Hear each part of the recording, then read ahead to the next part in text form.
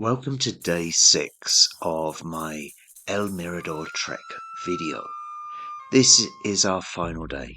It's a very short day, just hiking back from La Florida through to Carmelita once more, where we'll then get in our truck and head back down to Flores. Here our tour is standing beside a saber tree, the sacred tree of the Maya and the national tree of Guatemala. Here we see one of the buildings at La Florida, which seems to have some residential and possibly some official purposes. La Florida was a flint mine.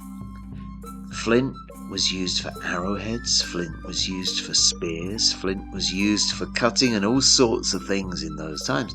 And basically, that means that whoever controlled the flint would obviously have the upper hand in whatever warfare was going on.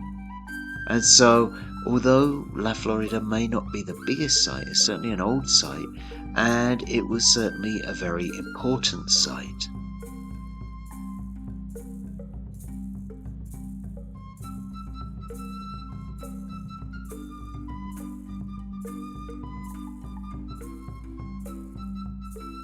So this is day 6, the beginning of the final hike, 8 kilometers to Carmelita from La Florida. Now we did have a bit of a discussion yesterday as to whether we could just go straight on through, but our guide twisted his knee yesterday morning, so we didn't want to push it. And I think we were all pretty good by that point of time to stop.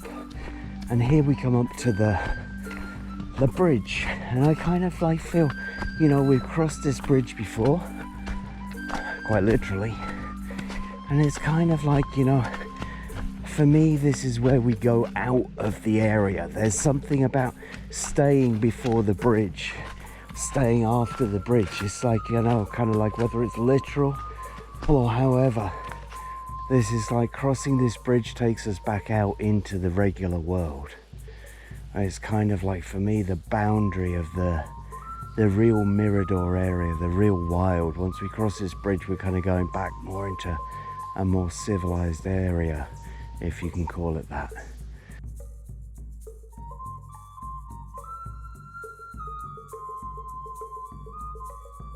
This is crossing the threshold bridge. Back, we've been on our journey. Hopefully, we've faced our greatest fears and we've met the mentor. We've received the elixir as we return to the normal world. Hopefully we make it across the bridge. It's a bit rotten, but here we go, stepping out through the boundary back into civilization once more. And now the jungle's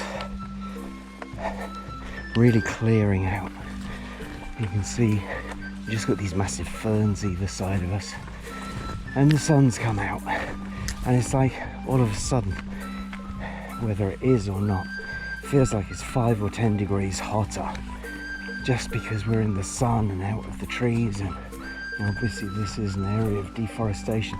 It's kind of interesting because it always reminds me, we've got these white chalky stones, we've got this low bracken everywhere, and this really reminds me of the Suffolk woodlands, like around Rendlesham Forest or those kind of areas that are bracken and white stones, but probably not with those palm trees growing in the middle. That's a little bit different. We've got birch and pine and oak, but we're getting closer to that Carmelita.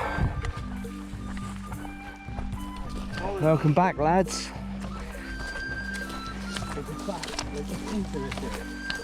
For me, it's always a bit of a bittersweet moment coming out of the jungle.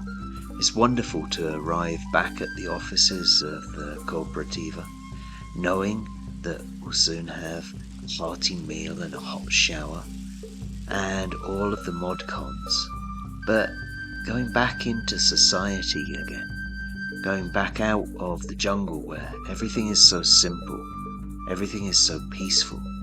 The jungle trail gives way to the dirt road, and then the dirt road gives way to the paved road.